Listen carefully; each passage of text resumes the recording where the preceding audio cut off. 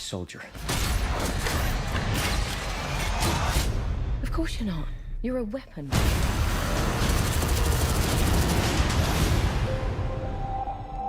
Very early on, Prime Focus were approached about getting involved on Age of Tomorrow for Warner Brothers, and Doug Lyman came here to the studio and we showed him some examples of work we'd done, which tried to put together some stuff which I thought would be relevant. I'd read the script at that point. It was good to show him a representation of our work, outdoors, indoors, visual effects, etc. The creative team for Warner Brothers on Edge of Tomorrow was Chris Parks and his team, which we sort of worked really successfully with on Gravity, and as Gravity achieved the success it did in the 3D world, it seemed like a really good fit to put those two teams back together again. For Doug Lyman, as a director, it's all about looking real. That's his key line basically for, I think probably for him as a director anyway, but for us on Edge of Tomorrow, he doesn't want 3D which is going to distract from what you're seeing.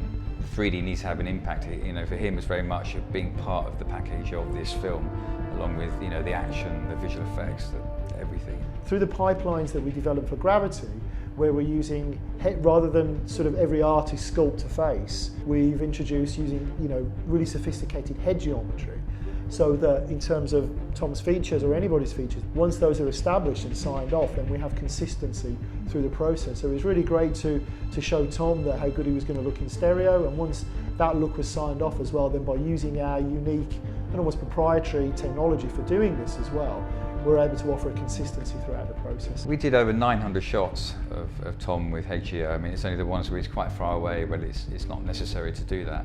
When I was in the DI with Chris Parks, we actually both looked at each other when we saw one shot of Tom, because it stands out as being a fantastic shot of Tom in stereo. So we received cyber scans from the production of Tom Cruise and Emily Blunt's heads, and we rigged those models to track into each of the close-up and mid-shots of the characters. Going from, say, the 30 or so that we did on Gravity to 900 on Edge of Tomorrow is quite a big step for us. What we've been able to do in the background, if you like, on Edge of Tomorrow is start advancing the use of LiDAR and environments for certain environments. And that can be because they're quite geometrical environments, or there's lots of those shots in that room. And we've been looking at how we approach that, and we do get LiDAR for some scenes, not all scenes, or but equally with the way Nuke is these days in the UK, it's fairly easy to track and build a simple model yourself in there. So we did that on quite a few shots on Edge of Tomorrow. For the hologram shots, we first of all did a stereo layout, at the same time Invisible working on their mono VFX final. Previously, with Framesaw on Gravity, we'd created stereo cameras, pass it back to them, and they render stereo VFX. But the approach on this is slightly different, because Invisible, for delivery reasons and just the amount of shots they had going on the movie, what worked best for them was to provide them with a camera, they render a right eye, and then for them to pass it back to us, and we finish compositing in the stereo VFX in the shot. We've had to slightly change our team here in London from just being conversion artists. We've got a full elements team breaking out the elements from visual effects. We've got an effects and particle team who are adding to shots, whether it's rain, debris, dust. On the beach there's lots of explosions, so we had sand falling in from out of frame, sort of raining in, that kind of feel. Water splashes and some javelin missiles, just to fill up some mid-ground space to make it more interesting for 3D. On the shot with Tom falling out the plane, we added some extra particles of debris, so when the camera looks up at the plane that's burning above you, you can see these particles falling towards you.